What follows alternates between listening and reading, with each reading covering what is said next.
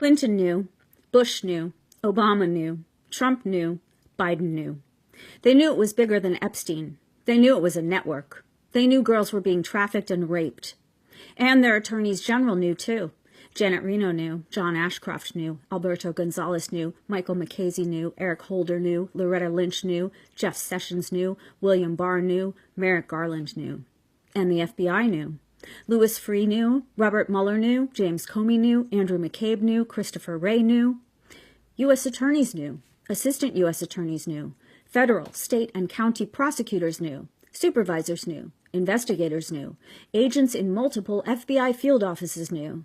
The people who signed off on warrants knew. The people who buried leads knew. The people who negotiated plea deals knew.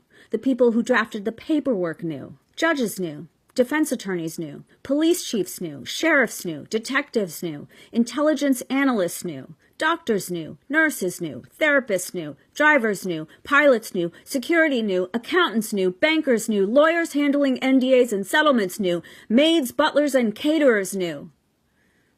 So many of the people who knew are mothers and fathers. Mothers and fathers knew.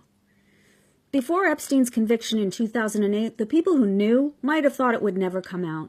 But even after it was out and everyone in the world knew, all those people who knew never worried that one day we would realize how long they knew. And they didn't stop it.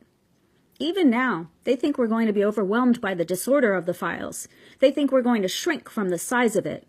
They think we're never going to put it into perspective how many rapes could have been prevented if the people who knew had made it known. They might be right. I don't see mainstream media stepping up to put it together yet.